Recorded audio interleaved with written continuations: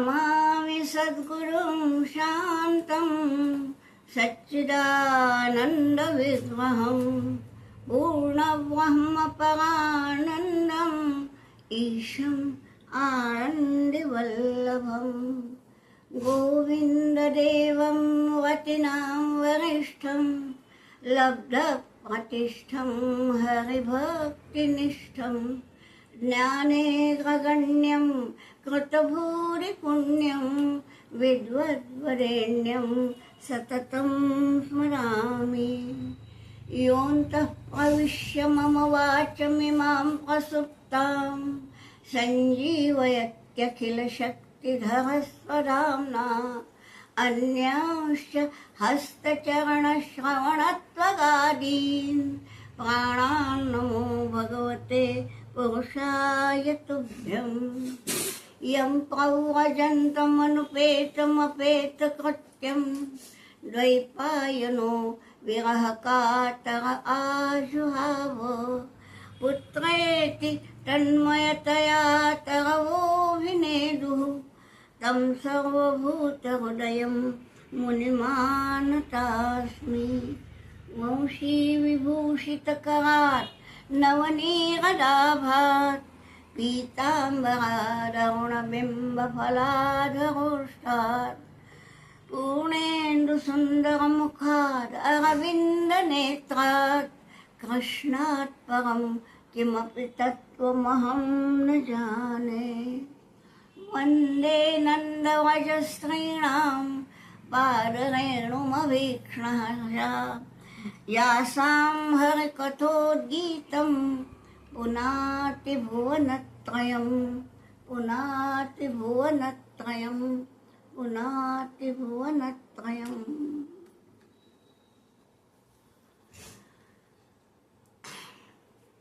अभी कल ही हमने देखा कि रास क्या अद्भुत वस्तु है। रास यानी रस है, और गोपी भाव कैसा होता है इसका माधुर्य भी हमने चखा। अब हम चलो फिर पीछे आते हैं। रास लीला हो गई। ये अभी कन्हैया 7 साल के हैं, और बीच में ऐसी 2 चीजें छोटी सी हो गई कि जिससे ये पता चलता है कि भागवत हमें क्या सिखाना चाहता है। सुदर्शन नाम का एक विद्याधर था। विद्याधर के विषय में बता दिया है कि ये बीच की जो है भुवहा में रहने वाली जो 8 योनियां, उनमें यक्ष गंधर्व किन्नर विद्याधर, उनमें तो ये जो था अत्यंत सुंदर था। उसका नाम ही सुदर्शन था और वह नाम के अनुरूप था। तो एक दिन क्या हुआ, अंगिरस ऋषि वहां थे और वो कुरूप थे। अब देखिए भाई, रूप देना कैसा भी भगवान के हाथ में है, लेकिन इसको अपने सौंदर्य का अभिमान, तो कुरूप अंगिरस का अपमान किया। तो अपमान तो किया, तो उसने बोल दिया ऋषि ने कि ठीक है, तुम सुंदर तो हो, लेकिन तुम्हारी बुद्धि जो है वो ऐसी है, तो तुम अजगर योनि में जाओगे, अजगर बनोगे। ठीक है, तो फिर अजगर तो उसको बना दिया, और अब वो अजगर जो है, यानी वो सुदर्शन जो अजगर बना है वो अभी यहाँ है। हाँ, मूलतः सुदर्शन है वो, पर वो अजगर है, और वो नंद को ये करने आता है। देखिए, अजगर बहुत बड़ा होता है, लेकिन वहां पे कृष्ण दौड़ के जाता है और लात मारता है अजगर को। हाँ, नंद को बचा लेता है और उसको लात मारता है। ये बतलाया है कि भाई, सुंदरता का अभिमान करोगे तो एक न एक दिन लाते ही मिलेगी। कृष्ण की कृपा नहीं मिलेगी, कृष्ण का लत्ता प्रहार मिलेगा। ये एक छोटी सी बात है। दूसरी बात ये है कि शंखचूड़ नाम का कुबेर का दूत है। अब कुबेर यानी तो आप जानते हैं कि वो तो यक्षों का पति है और धन का अध्यक्ष है। तो ये कुबेर का दूत था शंखचूड़। इसने आके गोपियों का अपहरण किया। देखिए ये जो है ना, जिस पैसे के मद से उन्मत्त होने वाले, उनको तो कुछ भी लगता है, तो ये अपहरण कर दिया। तब ये दोनों भाई छोटे से ही है, अभी ये 7 साल का है तो दाऊ 9 साल के बस, लेकिन उन्होंने दोनों गए, उनके साथ उनके और भी सखा गण गए और सारे के सारे गोपियों को छुड़ा के लाए। ये 2 चीजें इसलिए सभी कोई बताते हैं ऐसा नहीं, लेकिन ये बताना इसलिए चाहिए कि देखिए स्त्रियों का रक्षण ये हमारी संस्कृति है। और ये यहाँ बतलाया है कि ऐसे में अजगर भी मिलते हैं कुबेर दूत भी मिलते हैं, लेकिन इनसे लड़ने के लिए भी हमारे पास ताकत चाहिए। ये नहीं कि हाँ होता है तो होने दो, हमारे बेटी का थोड़ी हुआ है अपहरण, उसका हुआ है, होने दो, ऐसा नहीं। जहाँ पे भी कुछ भी होता है हमने दौड़ना चाहिए, करना चाहिए। नायम आत्मा बलहीन न लभ्य, बलहीन जो है उसको आत्मज्ञान नहीं होता। ये एक छोटा सा संदेश भागवत में आता है। अब आगे यहाँ ये सब चीजें हो रही हैं, वहाँ मथुरा में कंस है बेचैन, अभी ये मर नहीं रहा है, 7 साल का हो गया, अब इसको तो मारना है। अब कितने कितने लोग भेजे तो भी कुछ नहीं, अभी और एक को भेजता है, तो उसका नाम है अरिष्टासुर। बैल का रूप लेके आया है, और वो कैसा है कि वो इसके पीछे पड़ा, बैल के रूप में आया, तो उसके सिंग पकड़े और 18 पद 18 पग उसको पीछे पीछे पीछे ये करते गए, ठीक है। और फिर क्या किया होगा जैसे गीला कपड़ा अपन कैसे करते हैं, जैसे सुखाने डालना है तो गीला कपड़ा निचोड़ते हैं, वैसे उसके 2 सींग पकड़े और निचोड़ा, एक सिंह यहाँ एक सिंह यहाँ, निचोड़ के उसका सारा खून निकाल के उसको फेंक दिया। ये एक विचित्र बात है, बैल को निचोड़ के मारना, ये भी यहाँ हुआ है। बिल्कुल यही बता दिया है कि निष्पीडयामास यथार्द्रम अम्बरम, आर्द्रम अम्बरम, अम्बर माने वस्त्र, आर्द्र माने गीला, तो गीले कपड़े को जैसे हम करते हैं निष्पीडयामास, उसको निचोड़ दिया। यानी कंस का एक और दूत चला गया। बाद में क्या, बाद में एक दूसरे को भेजा, केशी, और केशी का नाम हम हमेशा लेते हैं कि ये केशी हंता वगैरह। तो वो अश्व का रूप लेके आया, घोड़े का रूप, और घोड़ा आया दौड़ते दौड़ते जैसे इन पे हमला करना है ये इन्होंने क्या किया, देखिए पहले तो धड़क मारने को दौड़ा, तो उसके पांव पकड़ के उसको धनुष शतांतरम भेजा। धनुष शत यानी 100, धनुष यहाँ से मारे तो जहाँ गिरेगा उतने अंतर को एक धनु बोलते हैं, ठीक है। यानी पता नहीं कितने, अब आप सोचिए कितने मीटर होता होगा, ठीक है। तो धनुष शतांतर, ऐसे 100 इतना दूर उसको फेंक दिया। लेकिन ये था तो राक्षस, इतना दूर भी भेजा तो भी रूप लिया है घोड़े का, वहां से फिर दौड़ता हुआ आया। समय लगा पर वहां से आया, यानी इतने दूर तो फेंक दिया, फिर भी आया। फिर क्या किया होगा इसने, कृष्ण ने, वो जब देखे ये घोड़ा वगैरह जो प्राणी है ना, ये जब दौड़ के आते हैं तो उनका मुंह खुला रहता है, हा हा करते हैं, तो इसके खुले मुंह में हाथ घुसर दिया। अब जो उसकी श्वास नलिका वो बंद, न इसको मुंह बंद करते बने, न सांस लेते बने, और ऐसे मारा। देखिए मारने के भी कितने अलग अलग तरीके, किसी को निचोड़ के, किसी को मुंह में हाथ घुसेड़ के, ये वो भी मर गया। अब क्या करें, दूसरा भी कंस का दूसरा भी दूत मर गया। फिर एक व्योमासुर आया। इसने कौन सा रूप लिया? बिल्कुल इन गोप वालों जैसा, ग्वालों का वही सब वैसा ही वेश किया। और अनेक गोप बालक हैं, उसमें एक बढ़ गया, यानी किसी को उतना खास नहीं पता चला और गायों को भी पता नहीं चला। तो गायों को लेता गया वो गोप बालक बन के और एक गुफा में बंद कर दिया। क्यों? क्योंकि गाय हैं इसलिए ये सब है। हर गाय यदि मर गई, दूध देना ही बंद किया, तो सारा का सारा गोकुल भूखा रहेगा, क्योंकि उनका पेट ही गायों पर है। तो सारे के सारे गायें एक गुफा में बंद कर दी। हाँ, बाद में देखेंगे कृष्ण को, पहले ये पता चला गायों को क्या है, एक ग्वाला है लेके जा रहा, उन्होंने नहीं देखा इन। तो कृष्ण को समझ में आया, कृष्ण ने उसको भी मार दिया। 3 गए। हाँ, पहले तो गया अरिष्टासुर, फिर गया ये केशी, फिर आया ये व्योमासुर। ये सभी के सभी जब मर गए तो यहाँ पे कंस बाबा बहुत ही बेचैन है कि मैं क्या करूं। उतने में नारद जी आ जाते हैं कंस के पास। अब ये नारद से सीधे सीधे तो बोल नहीं सकता ना कि मुझे इसको मारना है, मैं क्या करूं। नारद तो सभी जानते हैं।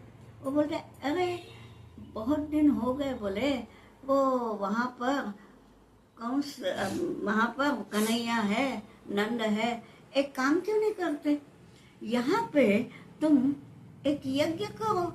राजा जब यज्ञ करता है तो सारे प्रजाजनों को बुलाता है, और ये लोग भी प्रजाजन है ना, बुलाओ ना, अच्छा है। वो नंद आ जाएगा, यहाँ कन्हैया आ जाएगा तो अच्छा होगा। यानी देखो एक राह तो सुझाई, हाँ, लेकिन अलग ढंग से। अब ये कल्पना उसको पट गई कि हाँ, हम यहीं पे बुलाएंगे और सब जगह से हमला करेंगे। होता क्या है, मैं एक एक को भेजता हूँ तो उसका ये नाश करते हैं। अब यहाँ वो यदि मिलता है और हम सब, तो उसको मारना हो जाएगा। ठीक है, बुलाएंगे। अब बुलाना है तो निमंत्रण भेजना, कैसे भेजे, किसको भेजे, तो एक ऐसा व्यक्ति चाहिए जिस पर सभी का विश्वास हो। ऐसा व्यक्ति है अक्रूर। क्यों? कि वो वहां पे पहले बताया कि ये उनका वंश जो है यदुवंश, उसमें एक शाखा है वृष्णि, एक शाखा है अंधक। तो वृष्णि वंश से कन्हैया है, ठीक है, अंधक वंश से है कंस। तो ये जो दोनों शाखाओं में सम्मानित व्यक्ति था अक्रूर। वृष्णि के लोग भी मानते थे, ये भी मानते थे। अक्रूर को भेजा कि भैया वहां जाओ, नंद के घर जाओ और बोल दो कि हमारे यहाँ धनुर्याग है।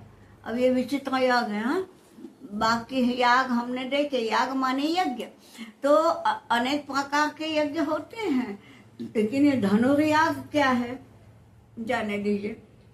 तो हमारे यहाँ धनुर्याग है और उसके इसमें हमने बहुत कुछ रखा है। वहाँ पे मल्ल युद्ध भी होगा, कुश्ती का अखाड़ा भी है, तो आ जाइए आप लोग देखने को। ऐसा बुलाने के लिए भेजा गया अक्रूर को। अब अक्रूर जो है वो, सही बताऊं क्या, आपको ये मालूम होगा कि नवविधा भक्ति है। नवविधा भक्ति में जैसे दास्य भक्ति में हनुमान जी है, वैसे वंदन भक्ति में अक्रूर है। नवविधा भक्ति की जो वंदन है ना, वंदन का आदर्श है अक्रूर, ठीक। अब उसको अच्छा तो लगा मैं जाऊं, पर ये भी मालूम था कि ये कंस जो है ये तो मथुरा वासियों से छुपी हुई बात थोड़ी थी। सारे मथुरा वासी जानते थे कि कंस के मन में क्या है, कि इन दोनों भाइयों को, बाकी छोड़ो, कृष्ण को तो मारना ही मारना है। ये कंस की जो अभिलाषा है ये तो छिपी नहीं है किसी से, इसको भी मालूम है। तो वो मन ही मन बोलता है मैं जाऊं या ना जाऊं, लेकिन बोलता है जाना चाहिए, क्योंकि कंस है राजा, राजा की आज्ञा वो तो माननी है। तो वो बोलता है कि देखिए उसके मन की बात, हाँ, कि सिद्ध सिद्धो समम कुर्यात् दैवम ही फल साधनम। दैव ही, दैव यानी नसीब, नसीब में जो होगा सो होगा, पर मैंने समता देखनी चाहिए, सिद्धि में असिद्धि में। हाँ, यानी सिद्धि क्या वो सिद्धि नहीं, अष्ट सिद्धि नहीं, इसके कंस के मन की सिद्धि, माने कंस के मन में क्या है उसको समाप्त करना। तो वो उसका मनोरथ पूरा होता है या असिद्ध होता है, ये तो दैव करेगा, परंतु मैं दोनों में समान बुद्धि रखूंगा, सिद्धि हो या नहीं हो, यानी कंस का मनोरथ पूरा हो या ना हो, मैंने समानता से देखना है। दैव ही बहुत बड़ा है और मैं जाता हूँ। तो उसने सीधे बोला है तथापि आज्ञाम करोमि ते, मैं तुम्हारे जैसे आज्ञा में जाता हूँ। ये तो दरबार में बोला कंस के कि तुम्हारे जैसी आज्ञा है मैं जाता हूँ, लेकिन जाते समय रथ में चला ना, तो उसके मन में जो बातें हैं बंधन भक्ति है भाई। तो वो बोलते हैं कि किम तथाप्यर्हते वक्तुम यद रक्षाम्यत्र केशवम, आज मैं केशव को देखूंगा, कितना बड़ा मेरा भाग्य है।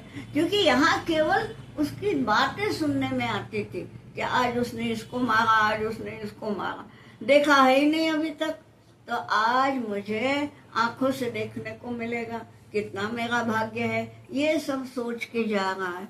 फिर बाद में क्या होता है कि वो रथ आगे चलता है, तो रथ आगे चलता है तो उसको समझ में आता है कि ये जो पदचिन्ह है निश्चित रूप से कन्हैया के हैं, बताया किसी ने नहीं, पता चलता है, भक्त है ना भाई।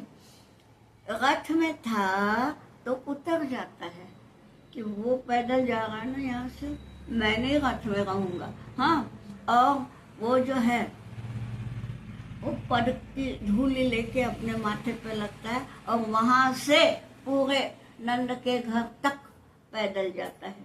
ये क्यों बताया कि उसकी भावना कृष्ण के लिए ऐसी है, आज्ञा पालन करना है कंस का, माने एक पापी राजा का एक निष्पाप दूत बन के ये आया है। ठीक है, आया, अब आए भाई वहां पे, बाकी अब वहां पे बहुत कुछ हुआ, वो सबका वर्णन नहीं करती, लेकिन इतना है कि जब गोपियों को लगा कि ये कन्हैया को मथुरा लेने के लिए आया है, तो वो आपस में बोलती है ये काय का अक्रूर, ये तो क्रूर है, इसका नाम ही गलत है, ये क्रूर है, ये हमको विवाह की अग्नि में डाल के जाएगा, ये सब है। बड़ा प्यारा वर्णन है, कितना कहे, भागवत की माधुरी तो ऐसी है कि कितना भी कहो वो समाप्त तो होती नहीं। पर हाँ, हमारे पास समय नहीं, आगे चले। अब क्या हुआ, उनके संग आ गए, अकेले नहीं, ये दोनों भाई तो हैं ही, नंद भी है और कुछ इसके जो खास मित्र हैं वो भी हैं। ठीक है, ये सब मथुरा में आ गए। देखिए अभी 9 साल पूरे नहीं हुए हैं, कुछ दिन बाद होंगे। ये है कृष्ण की अभी की आयु, और बाद में कभी भी कृष्ण भगवान वहां नहीं गए हैं वृंदावन। वृंदावन में अभी तक जो भी हुआ ये हुआ, अब ये मथुरा में आए हैं, तो यहाँ पे कई साल रहे, 14-15 साल वो मथुरा में ही रहे हैं। ठीक है, अब यहाँ देखिए, अब इससे मथुरा का अब संग संग आ तो गए, मथुरा में एकदम प्रवेश नहीं किया। ये होती है राजनीति।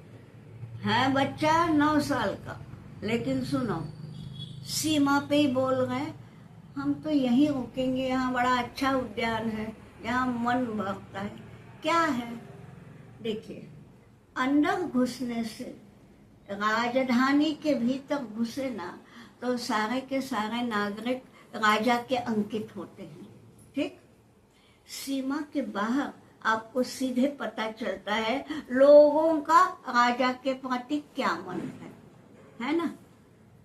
ये जो है, आप बाद में देखिए ना, शिवाजी महाराज ने अफजल खान को अपने यहाँ नहीं बुलवाया, उसका रहने का जो दूर करवाया था, जोख लिया, आजमा लिया, आंख लिया कि ये कैसा है, और बाद में जो किया सो किया अफजल खान के साथ।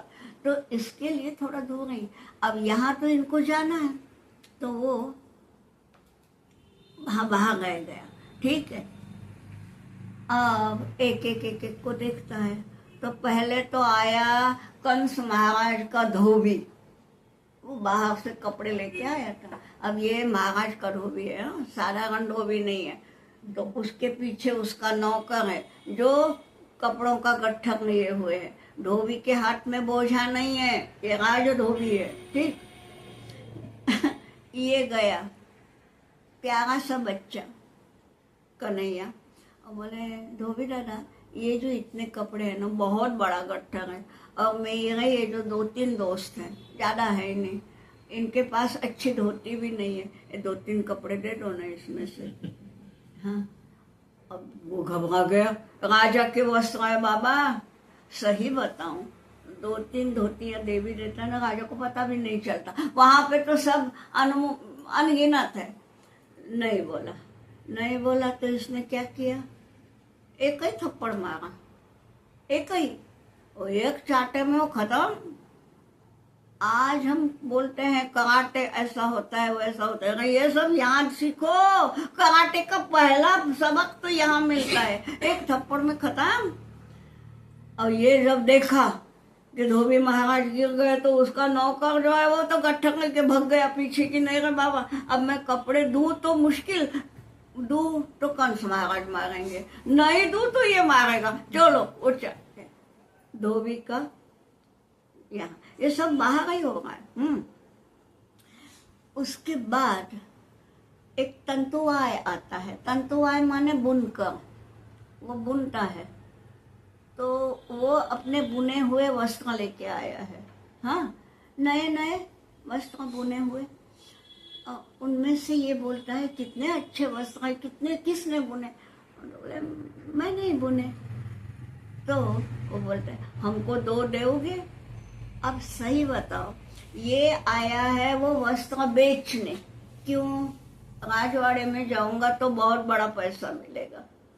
अब ये बच्चा ये क्या देगा मुझे धन? तो भी वो बोलता है अच्छा बेटा ले लो, तो 2 ले लिए।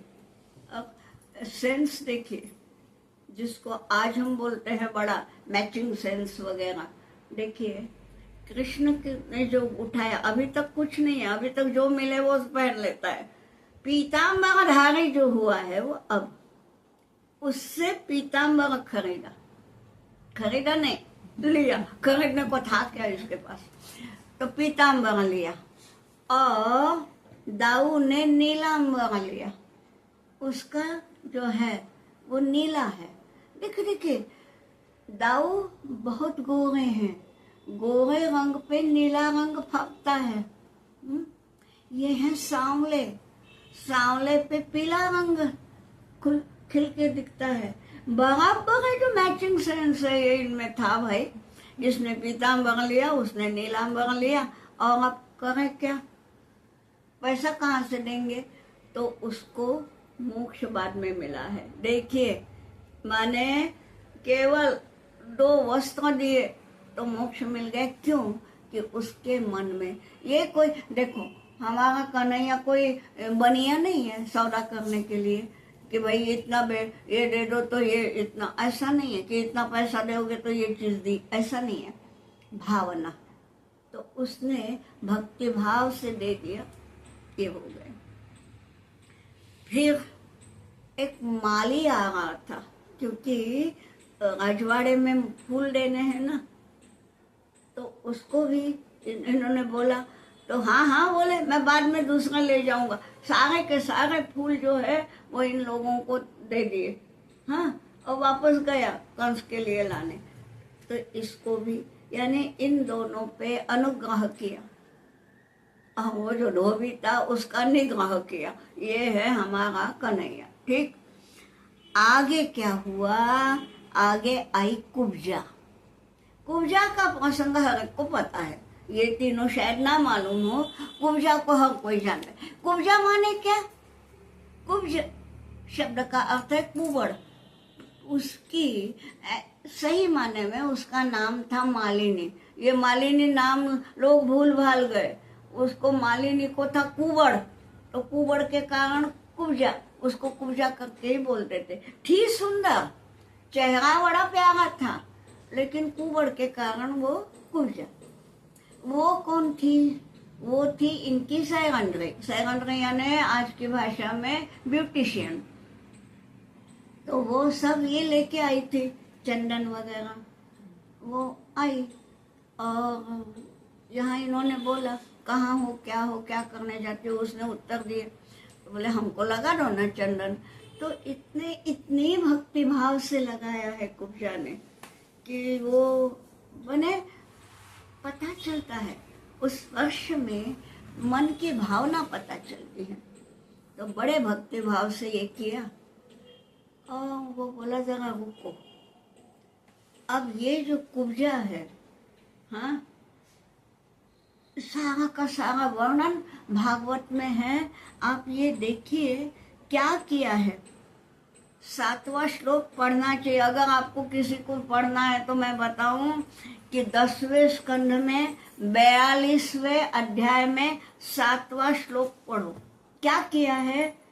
कुब्जा के उसके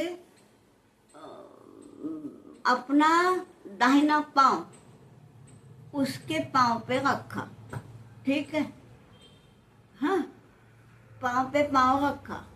फिर बाद में उसके दोनों हाथ ऊपर किए, ठीक, और अपना जो हाथ है, दायां हाथ, उसको उसकी चिबुक यानी ये हाँ, तो ठोड़ी, तो उसके ठोड़ी के नीचे अपना हाथ लगाया और यूं इतना जोर से किया कि उसका कुबड़ जो है वो अंदर चला गया।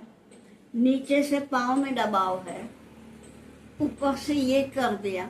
ये कुबड़ क्यों आया था? उसका जो ये मेरुदंड था, स्पाइनल कॉर्ड, तो उसका मेरुदंड टेढ़ा हुआ था। अब मेरुदंड यहाँ से यूं आता है, ये उसने के आज की भाषा में बताऊं, दुनिया का पहला ट्रैक्शन क्या नहीं है हमारे भागवत में, बताइए। और ये ट्रैक्शन से कुब्जा का कुबड़ निकल गया, और वो वैसे तो सुंदर थी ही। अब लोग उसको इसके बाद में कुब्जा ने, मालिनी उसका नाम है, तो मालिनी करके पुकारने लगे। ये कुब्जा पे बड़ा अनुग्रह किया, और बाद में है कुब्जा पे भी मतलब कृपा की, वो उसकी भक्तिन बन गई वगैरह वगैरह। ये सब हुआ है। अभी कहाँ मथुरा में प्रवेश ही नहीं है, मथुरा में प्रवेश के पहले ही ये सब हो रहा है, ठीक। हाँ, अब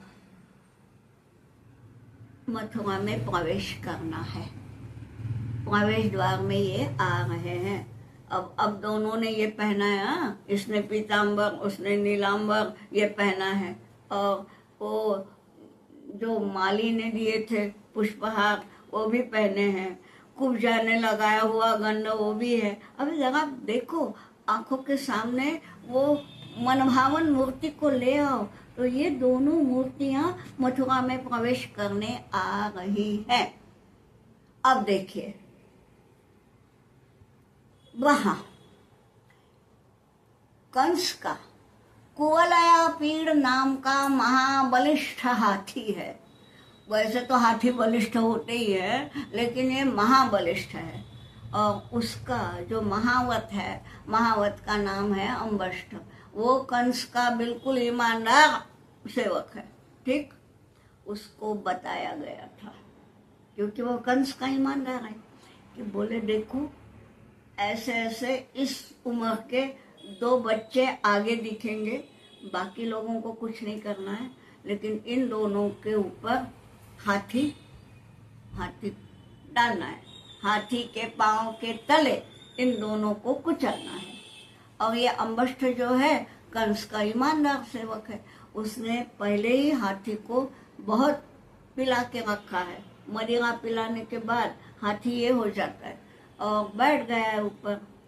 ठीक, जैसे क्या है उसका कि भाई मथुरा में बुलाना और प्रवेश द्वार पे खत्म किया तो बाकी सब लोग तो होते धोते चले जाएंगे, हमारा काम खत्म। ये है कंस की योजना। ठीक है, योजना करने दो उसको, बेचारा को बैठा है वहां। अब क्या हुआ, अम्बष्ठ आया, पहचान लिया ये दोनों को, अब इनके ऊपर हाथी डालना। अब ये दोनों हैं वो बड़े चतुर हैं। हाथी इस तरफ गया कि क्या करता था दूसरा, मान लो वो दाऊ की तरफ गया तो यहाँ से कृष्ण उसकी पूंछ खींचता था, तो वो यहाँ देखेगा है ना कि पूंछ कौन खींच रहा है, यहाँ खींचा, वो कृष्ण की तरफ गया कि ये पूंछ खींचेगा, तो वो बेचारा यूं ही कर रहा है, पूंछ खींची जा रही है। और इतने में समय देख करके कृष्ण ने कूदी एक, हाँ, और कूद के कहाँ गए, लटक गए उसके हाथी दांत पे। ठीक है, अब ये पकड़े तो पकड़े कैसे, हाथी दांत के ऊपर जो बैठा है तो वो सूंढ भी नहीं जा सकते, कुछ नहीं कर सकते, और वो यूं यूं कर रहा है, बेचैन हो रहा है। वैसे ही उसको पिला रखा है तो वो वैसे ही बेचैन है, और अभी तो उसको ये लग रहा है कि मेरे शिकार है और यही क्या कर रहे हैं, कोई पूछ, अच्छा वो वहां पीछे से पूछ खींचे रहा है, ये यहाँ लटक रहा है, वो हाथी ये हो गया। फिर इसने एक हाथी का दांत उखाड़ लिया। हस्तिदंत तो मालूम है ना कितना बड़ा होता है, पूरा का पूरा उखाड़ लिया। तो उसके हाथी के यहाँ से खून की धारा बह रही है, वो और बेचैन, और वो हाथी दांत लेके नीचे कूदा, और उसी हाथी दांत का जो आगे का है नुकीला सिरा, उस नुकीले सिरे से मार ये करके उसको मारा। ये सब देखते, अब ये बोलने में जितना समय लगा उसके पहले ही ये जो था महावत अम्बष्ठ, उसने देख लिया कि अब हाथी मेरे से संभल नहीं रहा, तो वो कूद के भगने वाला था। एक जन हाथी को मारा, दूसरा भाई ऐसे थोड़ी है, उसने अम्बष्ठ को पकड़ लिया, उसने अम्बष्ठ को मार डाला। यानी मथुरा के प्रवेश द्वार में ही हाथी यहाँ मरा पड़ा है, वो महावत यहाँ मरा पड़ा है, और ये दोनों बोल रहे हैं अब क्या करना है। देखिए, जहाँ ये है कृष्ण की लीला, अभी प्रवेश ही नहीं हुआ है। ये सब कंस को पता नहीं चलता होगा क्या, वो भले ही अपने राजमहल में है, लेकिन सेवक तो ये सब देखते ही तुरंत जाती है ना वार्ता। कंस का ये था कि पहले तो प्रवेश द्वार में ही ये मर जाए, मान लो किसी प्रकार वो जीवित रह भी गए तो आगे क्या करना है, तो आगे वो मल्ल युद्ध था, अखाड़ा, तो अखाड़ा रखा था, और उसमें एक से एक बड़े बड़े मल्ल थे, चाणूर है, मुष्टिक है, बहुत है मतलब। तो ये एक का नाम है कूट, एक का नाम है शल, एक का नाम है तोशल, सब बड़े बड़े पहलवान हैं, अनुभवी हैं, कई मल्ल युद्धों में उन्होंने विजय प्राप्त किया है। और इनको ये बतलाया गया ना, पहले तो कंस तो निराश ही हुए कि अगर बापा मेरा हाथी भी गया, मेरा महावत भी गया, और ये दोनों जिंदा ही है जिसके लिए किया था। फिर भी हंसते हुए स्वागत किया, आइए आइए, अब सबसे पहले अपन ये मल्ल युद्ध का करेंगे। बाद में सब यज्ञ की तरफ देखेंगे। क्यों कि अगर प्रवेश द्वार में किसी प्रकार जीवित रह गए तो ये यहाँ जरूर मरेंगे, क्योंकि इनके साथ इनका युद्ध करवाएंगे, मल्ल युद्ध। हाँ, और ये बड़े बड़े अनुभवी हैं, ये तो बच्चे हैं। ठीक, क्या हुआ जब राजा के यहाँ यज्ञ होता है ना, तो प्रजाजनों में जो बड़े बड़े प्रतिष्ठित लोग होते हैं बहुत आते हैं, सभी आए हैं। उनमें से जो सभ्य थे उन्होंने देखा कि ये पहलवान एक से एक, हाँ, और ये नाजुक दिखने वाले दो बच्चे, और इनमें युद्ध होगा, यानी ये एक इसके साथ लड़ेगा, एक इसके, ये तो विषम युद्ध है, ये हम नहीं देख पाएंगे। अगर भाई बड़े से बड़े को लड़वाओ, छोटे से छोटे को लड़वाओ तो वो होगा। तो वो बोलने लगे हमें ये देखना ही नहीं है, इसमें कुछ जाते हैं हम। उठे, क्यों उठे? अब जाएंगे घर करके। और बाद में जाते जाते दरवाजे तक जाते जाते फिर रुक गए, क्योंकि उन्होंने क्या देखा? देखिए ना, एक से एक बड़े जो हैं, तो उनमें से बलराम ने, यहाँ पे एक बलराम के साथ है, यहाँ पे एक इसके साथ है। तो चाणूक के साथ लड़ रहा है कृष्ण, मुष्टिक के साथ लड़ रहा है बलराम, और दोनों एक से एक बड़े हैं।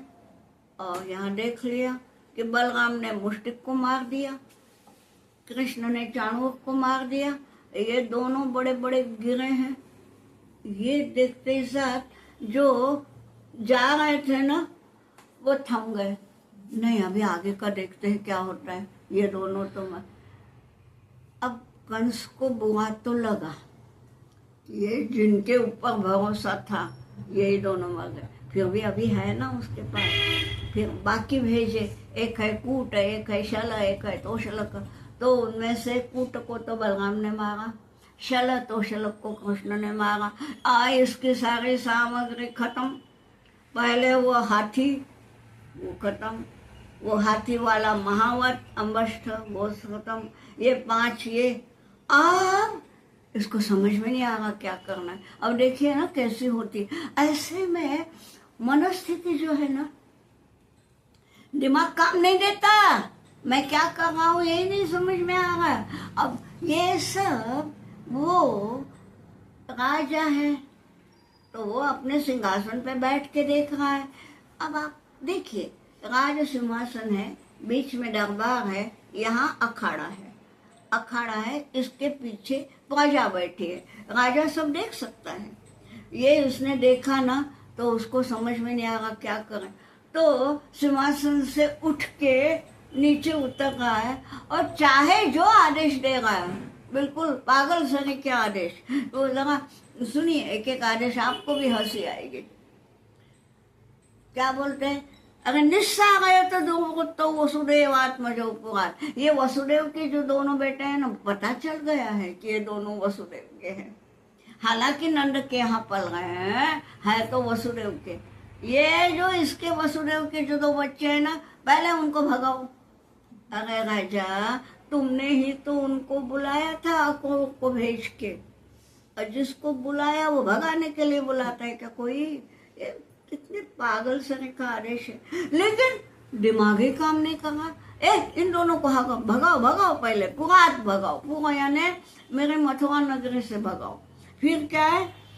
धनम हरत गोपानम, इनके साथ जो गोप आए हैं ना, उनका सारा पैसा लूट लो। अगर गोपों के पास कहाँ से पैसा भाई, वो तो दूध बेच के जोते अपना पेट भरते हैं, लेकिन वो क्या बोल रहा है यही समझ में नहीं आ रहा है उसको। तो बोल रहा है इनका धन, धनम हरत गोपानम, नंदम बदनीत दुर्मति। ये नंद है ना, दुर्मति है, दुर्मति है मतलब उसकी मति खराब हुई है। अरे बेटा, मति तो तुम्हारी खराब हुई है, कंस की। नंद तो शांत बैठे, नंद को मालूम है कि मेरा बेटा क्या है, मेरा बेटा है ना, वो मेरा ही बेटा समझता है ना, इसलिए।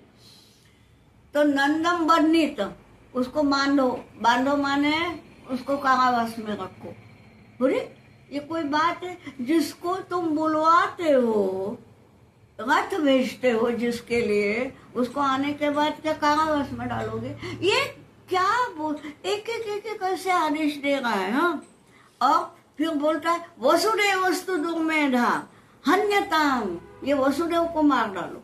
अरे अब इन्होंने देखो, इनके साथ कुश्ती खेलने को ये स्वयं नहीं आए थे। ये चाणूर और मुष्टिक के साथ मल्ल युद्ध करो, यह आज्ञा किसकी थी? आज्ञा थी कंस की, और कंस की आज्ञा के अनुसार इन्होंने मल्ल युद्ध खेला। अब उसमें ये मर गए, ठीक है।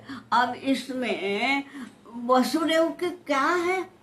कोई भूमिका ही नहीं है इसमें, तो नहीं, वसुदेवस्तु हन्यताम, ये सब ऐसे विचित्र विचित्र आदेश दे रहा है, लेकिन इसके आदेशों का पालन अब कोई नहीं कर रहा है, जबकि वह राजा है, राजा का आदेश पालन करना चाहिए। तो वो लोग भी समझ गए कि अभी राजा का दिमाग ठिकाने है नहीं, कुछ नहीं, और वो उठ के सिंहासन है, सिंहासन के बाद ऐसा थोड़ा सा ये आता है, थोड़े कुछ 2-3 ये नीचे आता है, यहाँ अखाड़ा यहाँ है, अखाड़े से पांचों, इनके पास 5 ही थे पहलवान, 5 का नाश करके अब कृष्ण निकला है कंस के पास। तो वो वहां से यहाँ आ रहा है और वो यहाँ से यहाँ नीचे उतर रहा है। तो इसको देख के अभी भी देखो, हाँ, कंस का दिमाग अभी भी ठिकाने नहीं आया, तलवार निकालता है इसको मारने को। तो कृष्ण कुछ नहीं, बड़ी प्यार से हंसी है उसके होठों पे, जाता है और उसके हाथ से वही तलवार खींच लेता है जो उसके हाथ में। कृष्ण के हाथ में तो शस्त्र है ही नहीं, हाँ, शस्त्र उसी क्या, और उसी तलवार से कंस का नाश हो जाता है। और फिर वही कैसे, पहले तो कंस के ना बड़े ऐसे अच्छे अच्छे घुंघराले लहराते बाल थे, बाल ही पकड़े, पहले बाल पकड़ के यूं मुंडी की और यूं समाप्त कर दिया, और ऐसा ये हो गया। प्रजा जो देख रही है हक्का बक्का, किसका जय जयकार करे? राजा मरा है उसका जय जयकार करे, कृष्ण जीता है उसका जय जयकार करे, तो क्या, कोई कुछ नहीं बोल रहा है, सब के सब हक्का बक्का है। लेकिन वहां ये सब देख कौन रहे हैं? वसुदेव और देवकी, वो देख रहे हैं ना, हैं तो कैद में, लेकिन थोड़ी देर के लिए दिखाने के लिए लाए होंगे। वो वहां पे अपने आंसू पोंछ रहे। ये आंसू भाइयों, ये आंसू खुशी के हैं। सही माने में देवकी का भाई मरा है। आपको ये भी लग सकता है कि देवकी भाई के मौत के कारण हो गई है, हाँ, वो थोड़ा बहुत दुख होगा, लेकिन मेरे बेटे ने क्या किया, ये जो है मन भर आया है देवकी का। और देवकी तो छोड़ो, वो तो स्त्री है, वसुदेव की भी आंखों से तृप्ति के आंसू निकल रहे हैं। बोलो वसुदेव सुतम देवम कंस चाणूरमर्दनम देवकी परमानंदम कृष्णं वंदे जगद्गुरुम, कृष्णं वंदे जगद्गुरुम। ये श्लोक यहाँ सार्थ होता है कि वो वसुदेव का सुत है, वसुदेव देख रहा है। कंस चाणूर अमर्दन, कंस का और चाणूर का अभी अभी विनाश किया है। और देवकी परमानंदम, और देवकी बड़े आनंद से आंसू बहा रही है। ऐसे कृष्ण को हम वंदन करते हैं। अगर हो सके तो एक आध भजन हो जाए, ठीक है। अब क्या होता है, कंस का जो आतंक था वो आतंक समाप्त हो गया। सबसे पहले इन दोनों भाइयों ने क्या किया, ये तो ठीक है कि जाके पहले तो नंद यशोदा से मिले, हाँ, बाद में उनको बोला कि हमें कुछ दिन यहाँ रहने दो, आप लोग जाओ, और वो भी चले गए। ठीक है, वो कुछ दिन नहीं, ये कभी गए ही नहीं है लौट के वहाँ। लेकिन ये नंद यशोदा को कहाँ पता। तो नंद यशोदा को सबको विदा कर दिया, फिर यहाँ आ गए। सबसे पहले आके वसुदेव देवकी को प्रणाम किया। फिर उग्रसेन अभी भी इसमें है, कारावास में है, उग्रसेन को कारावास से मुक्त किया। हाँ, बीच में एक बताना भूल गई, कंस का तो वध कृष्ण ने किया। कंस के और थे ना 8 भाई, 9 भाई थे, ये कंस सबसे बड़ा। वो 8 भाई जो एकदम उठ गए, सबका 8 का वध अकेले बलराम ने किया। दाऊ ने कंस को इसने मारा, ये 8 को दाऊ ने मारा है। अब देखो, इनके 9 बेटे और 9 के 9 समाप्त हुए, तो उग्रसेन ही राजगद्दी पे बैठेगा ना।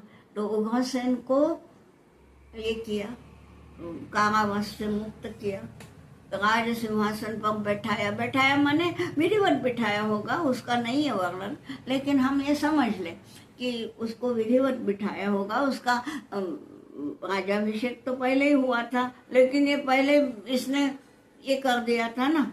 तो अब वसुदेव और देवकी ये इन दोनों को घर में ले गए। ठीक है, अब माँ बाप के घर में पहली दफा आए भाई। बाद में ये बोला कि तुम क्षत्रिय बच्चे हो और अभी तक जनेऊ नहीं हुई है, उपनयन नहीं हुआ है, क्योंकि वहाँ पले बड़े ना ग्वालों के घर, तो पहले उपनयन हो जाए। तो उपनयन किया। उपनयन के बाद गुरु के घर में भेजना है, सांदीपनी के आश्रम में भेजा। वहाँ पे कुछ साल रहे, वो साल कितने रहे ये भागवत में नहीं दिया है, मगर कुछ दिन रहे। अब विद्या प्राप्त की, निश्चित रूप से कम समय में किया होगा, क्योंकि इन दोनों की बुद्धि बड़ी प्रखर थी। तो लोगों को जहाँ 12 साल लगते हैं विद्या लेने में, तो इन्होंने निश्चित रूप से 3-4 साल में किया होगा। शंकराचार्य का बताते हैं ना कि 5वें साल में जनेऊ हुई और 8 वर्षे चतुर्वेदी, 8 साल के यानी 3 ही साल में 4 वेदों पे उनका अधिकार हो गया। ये जो है, और 12 सर्वशास्त्रविद, और 12 साल के होते होते सभी शास्त्रों के ज्ञाता हो गए। ये जब शंकराचार्य है, एक मानव है, तो इनका तो सवाल ही नहीं उठता, तो जल्दी ही इनका हुआ होगा। हालांकि भागवत में वो कालावधि नहीं दिया है, रहने दो। अब शिक्षा पूर्ण हुई, उसके बाद गो दक्षिणा देनी है। तो पूछा, तो सांदीपनी तो हंस दिए, बोलने लगे बस तुम धर्म का प्रचार करो, यही मेरी गो दक्षिणा है। सांदीपनी ने कुछ नहीं मांगा, लेकिन गो पत्नी के पांव छूने गए ना, तो वो बोली क्यों, हमको नहीं पूछोगे गो दक्षिणा? तो बोले हाँ माता जी, मैं कुछ मांगू तो दोगे? हाँ माता जी देंगे। तो वो बोले क्या भयानक गो दक्षिणा मांगी है। देखिए, उसने ये बोला है कि मेरा एक बेटा था, वो प्रभास क्षेत्र में गया, नहाने गया, डूब के मर गया, मुझे उससे मिलना है, उसको ले आओ। अरे ये गो दक्षिणा भयानक है ना भाई। कोई पैसे के रूप से मांगता है, कोई वस्तु के रूप से मांगता है, कोई सेवा के रूप से मांगता है, मगर मेरा मरा हुआ पुत्र ला के दो। तो भी इन दोनों का मैं बताती हूँ ना, ये मेरे कन्हैया के मुंह का स्मित कभी जाता ही नहीं। वो हंसा, हाँ माता जी कर देता हूँ। गए भाई, ये दोनों के दोनों ये वहां गए। और कहाँ है वो, कौन सी, मैं नदी भूल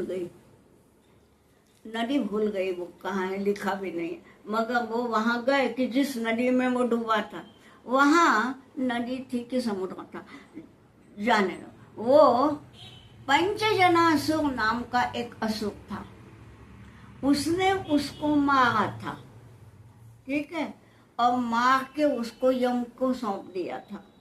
और यम की जो है संयमनीपुरी, वहां पे वो है अभी। भैया ये लोग यमपुरी गए, दोनों भाई, गुरु दक्षिणा देनी है, और वहां पे गए। पहले तो पंचजनासुर को मारा। पंचजन जो है उसका जो ये है कवच, उसी को हम शंख कहते हैं। पांचजन्य वही है, पंचजन ये है, और पंचजन ने पहना हुआ इसलिए वो पांचजन्य है। वो पांचजन्य शंख भी मिल गया उनको। पंचजन को मारा, फिर वो संयमनीपुरी गए। वहां से यम को बोला कि भैया इसको मांगना है, मांगा है हमारे गुरुदेव ने।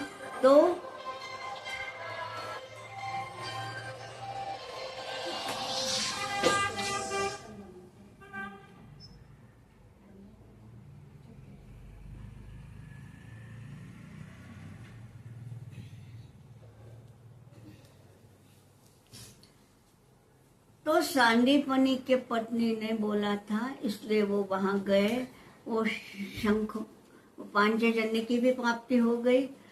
संयमनीपुरी गए, वहां से यम को बतलाया, तो अब यम बोले कि भगवान साक्षात आए हैं, ले जाओ। ले गए उसको, और गुरु दक्षिणा पूरी की। गुरु ने मांगा ही नहीं था, पर गुरु पत्नी ने मांगा था, उनकी इच्छा भी पूरी हो गई। और ये कुछ विचित्र सब चरित्र है। तो सांदीपनी आश्रम में वो आ गए, गुरु दक्षिणा भी पूरी की, वहां से पांचजन्य की प्राप्ति भी हुई, और अब वो सीधे मथुरा आ गए, ठीक है। अब मथुरावासी ने छोड़ेंगे क्या? तुम यही रहो, कुछ दिन रहे तो। पर देखिए, अब मथुरा में सब वैभव ही वैभव है।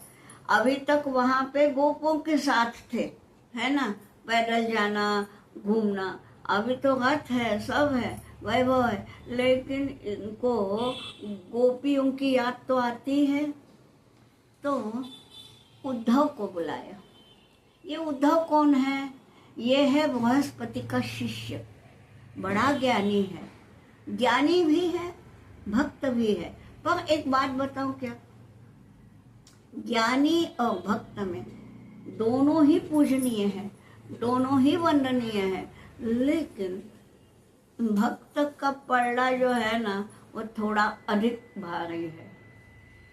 क्या है, अब हमारे देखिए ना, तुकाराम सरीखे कहाँ पढ़ने गए थे भाई? कोई गोकुल गए थे? कुछ नहीं। गुलाबराव महाराज अंधे थे, उनके जमाने में ब्रेल लिपि नहीं थी, तो शाला स्कूल देखा भी नहीं था। कितना ज्ञान है। तो ये कहाँ से आता है? तो ज्ञान भी भक्ति से भक्ति से प्राप्त हो सकता है। तो काम हम बोलते हैं, वेदांत का तो अर्थ आमासी ठावा, यानी जिसने कुछ भी नहीं ये किया, मराठी नहीं लिखी पढ़ी, वो गया ही नहीं है शाला, और आई जिसने नहीं पढ़ी, वो बोलता है हमको वेदों का अर्थ मालूम है। ये कैसे होता है? और ज्ञानी पंडित थे ना उन दिनों, उनको नहीं मिला विठू, तो इनको मिल गया। तो कहीं न कहीं ज्ञानी पूजनीय है ही, लेकिन ज्ञानी और भक्त में भक्त का पलड़ा अधिक है। ये जो उद्धव है, ये बृहस्पति का शिष्य है, बहुत ज्ञानी है, भक्त भी है, और वो रोशनी संघ का मंत्री है, यानी बड़े पद पर भी है, ठीक है। अब इसको बोला, गच्छा उद्धव व्रजम सौम्य, तुम मेरा मित्र उद्धव, तुम जहाँ ब्रज भूमि जाओ, और वहाँ पे सबको मेरे विरह में दुखी होंगे, मेरे माता पिता और गोपियाँ, उनका सांत्वन करके आ जाओ और 3 दिन में लौटो। ठीक है। एक रथ में बैठ के गए और रथ में बैठ के जाना, 1 या 2 दिन रहना, तीसरे दिन लौटना, ये था। अभी ये चले गए। ठीक है। सबसे पहले गए नंद के घर। नंद ने आगत स्वागत किया। नंद को उन्होंने आत्मज्ञान दिया। तो एक श्लोक है कि भाई नंद, यशोदा, नंद से ज्यादा यशोदा रोती बैठती थी इन दोनों के इसमें याद कर करके। तो उनको ये बतलाया कि आप ये सोचो ही मत कि वो तुम्हारा बेटा था। न माता न पिता तस्य न भार्या न सुतादयः।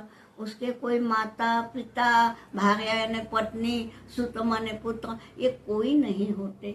वो कौन है?